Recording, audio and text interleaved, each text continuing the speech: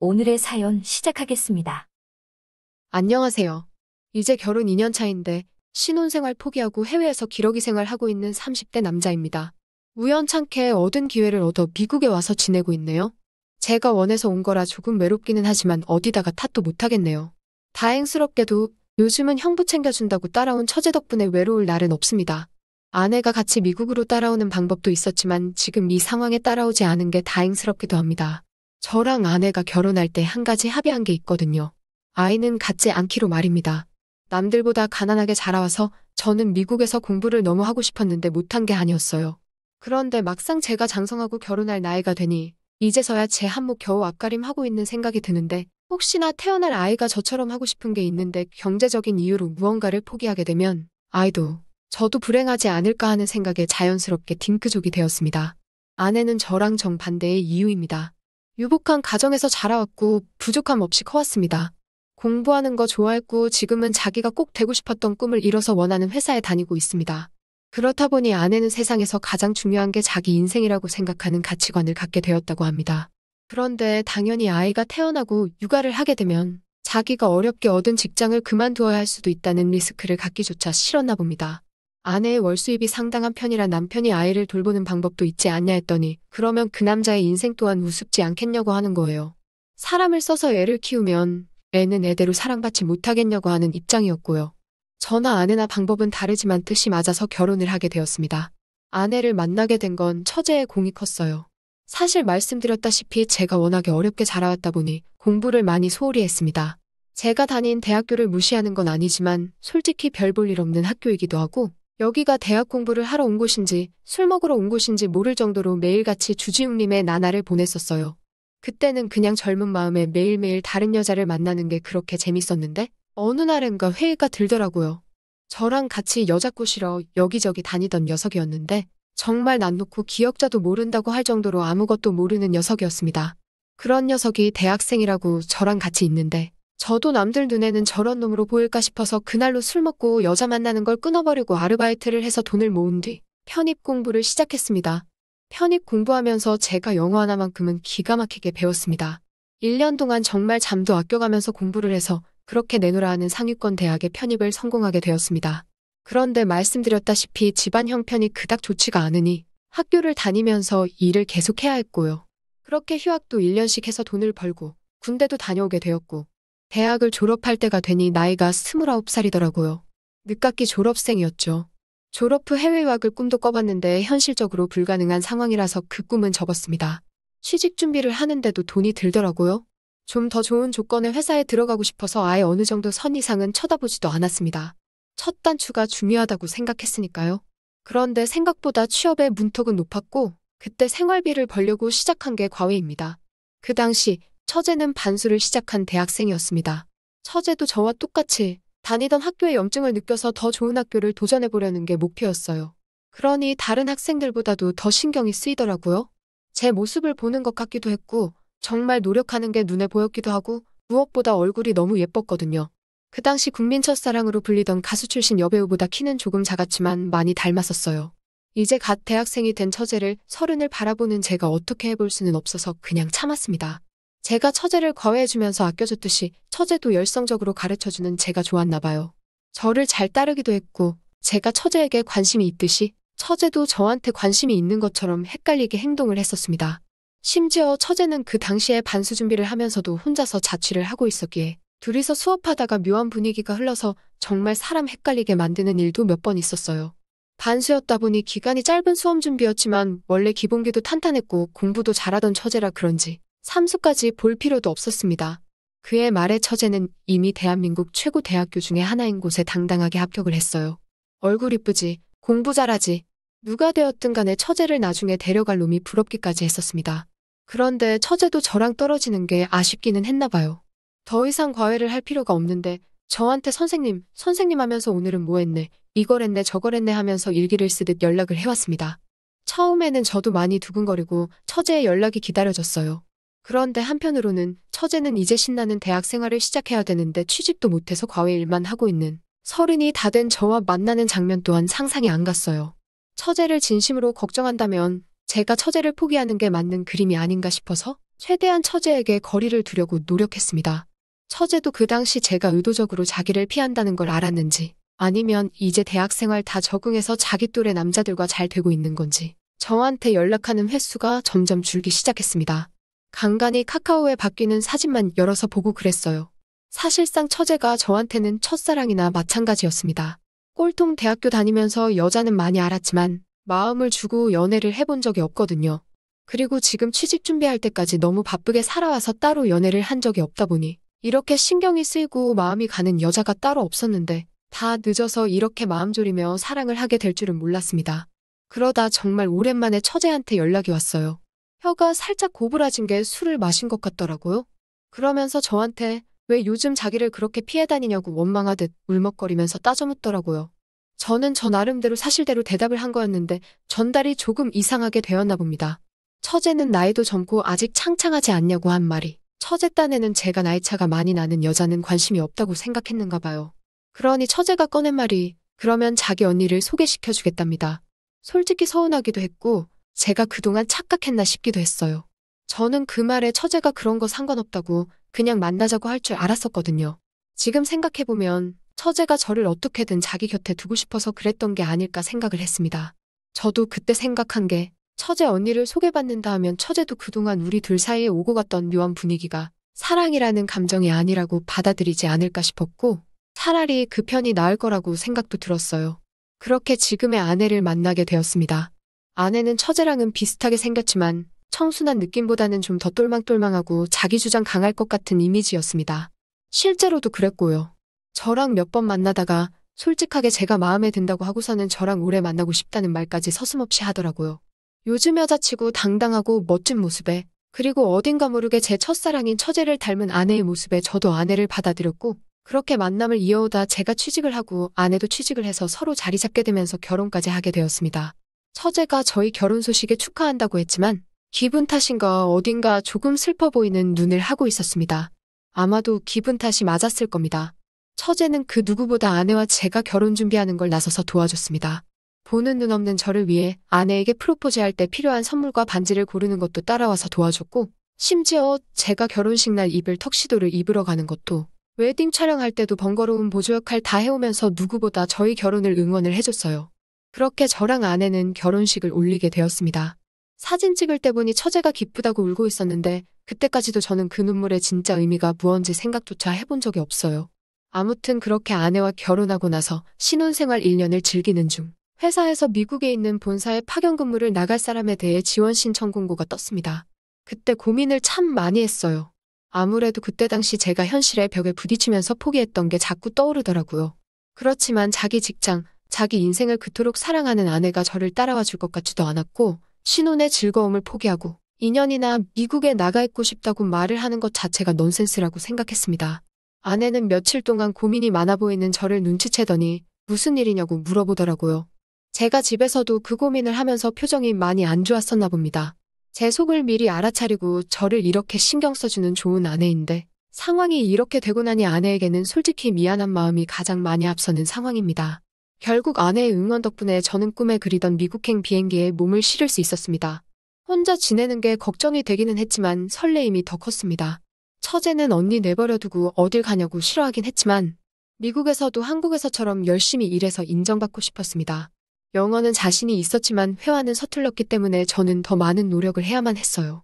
그래서 틈틈이 공부하고 회사에서도 실수 없이 일하기 위해 노력했고 오랜만에 정말 최선을 다해서 살고 있는 느낌이었습니다. 미국에 적응하는 이야기는 별로 재미가 없을 것 같아서 생략을 할게요. 아무튼 그렇게 미국 넘어온 지도 8개월 차가 되었고 이젠 회화도 어느 정도 자연스럽고 자신감이 생긴 상태였고 회사 일은 아직도 서툰 부분이 많지만 회의할 때도 그렇고 맨날 구석에서 자신감 없이 구경만 하던 제가 제 의사도 전달하고 너무 재밌었습니다. 아직 업무가 서툴다 보니 눈치가 보이기 시작해서 일주일 정도 퇴근 후에 추가 근무를 해서 모자란 일을 완벽하게 마무리 지었어요. 그리고 그 주 마지막 날 팀장이 저를 부르더군요. 저는 솔직히 남들보다 배로 노력을 했기 때문에 요즘 성과에 대해서 고생이 많다 등등 격려의 말 한마디를 해주려고 부른 줄 알았어요. 그런데 그게 아니더군요. 한국 회사 문화와 전혀 달라서 이해하기가 힘들었습니다. 저한테 왜 야근을 하고 있냐고 혼내듯이 이야기를 하더라고요. 잘하고 싶어서 야근을 한 건데 미국 사람들은 그렇게 받아들이는 게 아니었습니다. 제가 일을 효율적으로 하고 있지 않으니 야근을 한다고 생각하는 겁니다. 주 40시간을 넘기면 초과 근무한 부분에 대해서는 임금의 1.5배를 지급해야 하는 게 미국 법이라더군요. 그런데 회사에선 자진해서 초과 근무를 하는 제가 눈에 곱게 들어오지 않았던 겁니다. 오히려 회사 입장에서는 같은 일을 더 늦게 끝내고 야근까지 하는 제 모습이 효율성이 떨어지고 다른 직원들 같은 돈 받으면서 무리 없이 일을 끝낼 때 돈을 더 주면서까지 회사에서 저를 일을 시켜야 할 이유가 뭐냐고 묻더군요. 저는 더 실수 없이 일을 마무리 짓고 싶어서 그런 건데 그걸 그렇게 받아들이는 미국 문화가 참 신기했습니다. 그래서 저는 초과 수당을 노리고 야근을 한 게 아니라고 설명하고 제 개인적인 욕심으로 일을 더 잘 마무리 짓기 위해서 일을 더 하는 거니 앞으로는 초과 근무는 무급으로 일을 하겠다고 말을 했어요. 그랬더니 그 부분에 대해서는 더 정색을 하더군요. 제가 그렇게 하는 건 팀워크가 아니라고 하면서 다른 사람들이 쟁취한 주 40시간의 의미를 망가뜨리지 말라고 말했습니다. 노동자의 권리를 무시하는 거라고 하면서 말이죠. 한국이었으면 애초에 야근을 다음날 새벽까지 해도 그건 그냥 일의 연장선이지 돈을 더 주거나 하지는 않았을 텐데 이래서 선진국 하는가 싶었습니다. 아무튼 그 이야기를 하면서 팀장이 제가 일한 지 8개월이 지났는데도 아직도 휴가를 안 쓰는 이유가 설마 같은 이유 때문에 그런 거냐고 묻더군요. 혼자 지내서 딱히 할 일도 없고 회사에 헌신하고 싶어서 그랬다 하니 똑같이 다른 사람을 위해서라도 제게 주어진 휴가를 다 써달라고 하더군요. 제 행동은 이기적이고 남에게 피해를 끼치는 행동이라나요. 어떻게 보면 회사 동료들 입장에서는 저는 물을 흐리는 미꾸라지 같은 놈이었던 거예요. 제 휴가 일수를 세어보니 맙소사 한국지사에서 일했던 경력까지 다 포함을 시켜서 이것저것 다 합쳐보니 몰아서 쓰면 한 달은 회사에 나오지 않아도 되더군요. 한 달 동안 뭘 해야 하나 싶었습니다. 한국에 가서 아내랑 시간을 보내야 하나 아니면 아내한테 휴가를 쓰라고 해서 어디 유럽 같은 데서 만나야 하나 그런 생각을 하고 있던 찰나에 처제한테서 연락을 하나 받게 되었습니다. 처제가 미국에 오겠다고요. 학교에서 자매결연을 맺은 미국에 있는 대학에서 실행하는 단기 어학연수가 있는데 처제가 그걸 지원했다고 하는 겁니다. 그런데 마침 그 학교가 제가 사는 곳에서 멀지 않은 곳이다 보니 저희 집에서 지내면서 어학연수를 받겠다고 말이죠. 6주짜리 단기 코스였는데 저도 마침 한 달에 가까운 휴가일이 생겼으니 처제가 공부하는데 도움을 줄 수 있지 않겠나 싶어서 차라리 잘 됐다 싶었네요. 아내도 마침 회사 일에 치여가지고 어디 휴가를 다녀올 상황이 아니라고 했었거든요. 혼자서 죽치고 있는 것보다 처제 공부라도 도와주면 그 길고 긴 휴가를 의미 있게 쓸 수 있다고 생각했습니다. 공항에 처제를 마중 나갔는데 1년 조금 덜 되게 못 봤는데도 한 몇 년은 못 본 것처럼 몰라보게 달라져 있었어요. 청순한 이미지의 처제였는데 머리는 온통 금색으로 염색을 하고 눈화장도 진하고 입술까지 빨갛게 칠해가지고 몰라볼 정도였어요. 무슨 심경에 변화가 있느냐 물었더니 처제가 이제 자기도 졸업 앞두고 취직하고 해야 하는데 이렇게 꾸미고 다니는 게 어쩌면 인생의 마지막 기회가 아니겠냐고 하면서 분위기 전환용이니 신경 쓰지 말라고 했습니다. 그래도 어찌 보면 저의 첫사랑이나 마찬가지기도 한데 청순하고 세상 아무것도 모를 것만 같던 처제가 세상 둘도 없는 날라리처럼 하고 등장하니 기분이 묘했습니다. 동창회에 나가서 정반대로 변해버린 첫사랑을 만난다면 이런 기분일까 싶었네요. 그런데 마냥 신나 있는 처제를 보니 겉모습이 화려하게 바뀌었을 뿐 여전히 제가 알던 처제라서 안심이 되더군요. 단기로 6주만 지내다가 가는 처제였는데 그 짧은 시간 동안 처제 지내라고 침대 사고 책상 사고 하는 건 조금 낭비인 것 같아서 대신에 제 방을 양보해줬습니다. 저는 소파에서 자면 되었으니까요. 처제가 짐을 풀면서 어떻게 그래도 그렇지 형부 침대를 빼앗겠냐고 하면서 자기가 소파에서 자겠다고 하는데 저는 신경 쓰지 말라고 가끔씩 제가 소파에서 낮잠 자는데 침대보다 더 좋을 때도 있다고 대답했어요. 그랬더니 처제가 그러지 말고 그러면 자기랑 같이 한 침대를 쓰자는 겁니다. 침대 사이즈가 둘이 눕기에 적당히 크기는 했는데 그건 침대가 크다 뿐이지 제가 실제로 처제랑 한 침대를 쓸 수 있겠습니까? 그래서 말도 안 되는 소리 하지 말라고 했죠. 처제도 농담이라고 하면서 그래도 자다가 허리가 아프거나 하면 언제든지 침대를 뺏어도 좋다고 하더군요. 나이가 먹더니 농담도 많이 늘었다 싶었죠. 휴가라서 회사를 안 나가도 되니 차로 처제 학교까지 태워다 주고 태우러 가고 기사 노릇을 해줬습니다.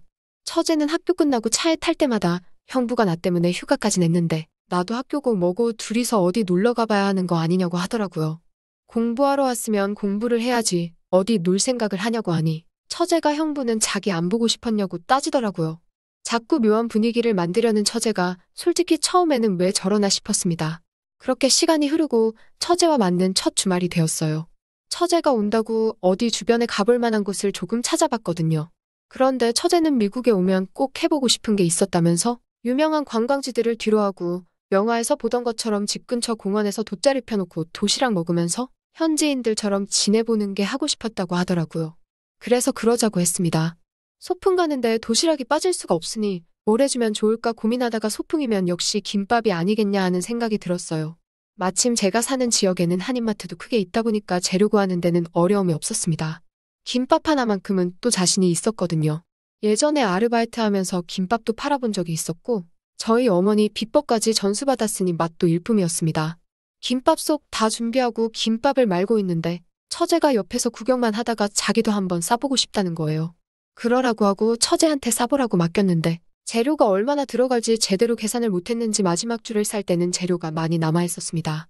저거 남겨서 뭐 하겠나 싶어서 한번 저거 다 넣고 싸보자고 했어요. 김을 2장을 써야 할 정도로 어마무시한 김밥이 나오더군요. 김밥을 마는데 처제의 작은 손으로는 감싸지지가 않으니 처제가 이거 너무 두꺼워서 찢어지는 거 아니냐고 걱정을 하더라고요. 중간부터는 제가 넘겨받아서 어떻게 김밥 모양을 만들기는 했는데 결국 칼이 무뎌서 그런가 김밥을 썰 때 형태가 무너지더니 결국 터져버리고 말았습니다. 그건 그냥 그거대로 마구 잘라서 집에 돌아와서 그걸로는 김밥전을 부쳐 먹으면 맛있겠다 싶어서 냉장고에 대충 넣어놓고 왔어요. 처제가 원한 피크닉을 왔는데 막상 돗자리 펴놓고 책 읽고 그러려니 한국 사람들 성향에는 잘 맞지가 않더라고요. 그래서 자리에 앉자마자 김밥을 다 먹어버리고 당초 계획한 대로 책을 읽으려니 책이 도무지 눈에 들어오지가 않았습니다. 처제가 잠깐만 실례한다면서 양반 다리를 하고 있는 제 다리를 베고 눕더라고요. 누가 보면 형부와 처제가 아니라 그냥 잘 어울리는 한 쌍의 연인처럼 보였을 거예요. 저도 마음이 다 두근두근 하더군요. 그렇게 처제가 있는 6주간 형부와 처제도 아니고 연인도 아닌 애매한 분위기를 유지해가며 지냈습니다. 그리고 처제가 돌아가는 마지막 날 충격적인 사실을 저한테 말해주더라고요. 어렴풋이 짐작은 하고 있었지만 처제가 저를 남자로서 좋아했었다고 하는 겁니다. 제가 예상한 대로 제 아내를 저에게 소개시켜준 것도 어떤 방법으로든 저와의 인연의 끈을 놓치고 싶지 않았고 형부로라도 자기 옆에 존재한다면 참 좋았을 거라 생각했다고 하네요. 어린 마음에 그렇게 생각한 거였는데 언니랑 잘 돼서 결혼도 하고 이젠 더 이상 그 어떤 관계가 될 수 없게 너무나도 가까워지고 너무나도 멀어진 형부 때문에 마음고생이 심했다고 하는 겁니다. 그리고 지금 이렇게 화장도 진해지고 금발로 염색한 것도 제 관심을 끌어보고자 한 거라고 하는 거예요. 처제한테 사랑 고백을 들어보지 않은 분들은 절대 제 기분을 모르실 겁니다. 저도 처제한테 처제가 내 첫사랑이나 다름없다는 말을 저도 모르게 꺼내버렸어요. 처제는 눈물을 펑펑 흘리면서 우리 왜 이렇게 먼 길을 돌아서 만난 거냐고 슬퍼했어요. 다음 날 처제를 공항에 내려주고 집에 돌아오니 미국에 와서 처음 아내와 떨어져 지내게 되었을 때보다 더욱 더 빈자리가 크게 느껴지더군요. 침대에 가보니 제 베개에 붙어있는 처제의 머리카락과 남아있는 샴푸 향기의 잔향이 처제를 더 그립게 만들어줬습니다. 그냥 오랜만에 만나서 느끼는 기분일 거라고 스스로를 탓하고 있었습니다. 그렇게 처제를 그리워하며 한 달이 지난 어느 날이었어요. 아내한테 전화가 왔습니다. 아내의 전화에 흠칫 놀랐습니다. 처제가 무슨 이야기를 했나 괜히 찔리더라고요. 그런데 아내는 저한테 잘 지내냐고 묻고는 부탁 하나만 해도 되냐고 물어왔어요. 처제가 1년 정도 유학을 하고 싶다고 하는데 다른 곳은 신경이 쓰여서 못 보내겠고 제가 사는 지역이라면 괜찮다고 집에서 허락을 해줬다는데 처제가 공부 마칠 때까지 저와 같이 지내도 되겠냐고 하고 묻더라고요. 처제는 기어이 저와 1년을 함께 보내기 위해서 취직도 포기하고 1년을 더 공부하기로 정한 겁니다. 그렇게 지금은 처제와 둘이 살면서 지내고 있어요. 하지만 이번에는 그 누구도 소파에서 쪽잠을 자고 있지 않습니다. 둘이 쓰기에도 조금 넓은 침대 같이 쓰면서 처제와는 연인같이 지내고 있네요. 저를 믿고 처제를 보내준 아내에게 가장 미안합니다. 처제도 알고 있어요. 처제의 공부가 끝나고 저의 미국 파견 근무가 끝나는 올해가 끝나면 더 이상 이렇게 지낼 시간은 돌아오지 않는다는 걸 말이죠. 처제와는 합의하에 같은 곳에서 지낼 수 있는 미국 생활이 끝마무리를 할 때까지는 집에 비밀로 하고 길게 돌아온 서로의 시간을 같이 즐기기로 정했습니다. 죄책감이 드는 건 사실이지만 안 걸리면 죄가 되지 않는 것도 사실 아니겠습니까? 저도 처제도 이뤄지지 못한다는 첫사랑의 추억을 슬픈 엔딩이 정해져 있는 이 이야기를 함께 진행해 보기로 했습니다. 처제 사랑은 형부고 형부 사랑은 처제나 마찬가지니까요. 또 찾아주셔서 감사합니다. 매일 새롭고 흥미로운 사연으로 찾아뵙겠습니다. 구독과 좋아요 잊지 마시고 다음 사연으로 다시 찾아뵙겠습니다. 감사합니다.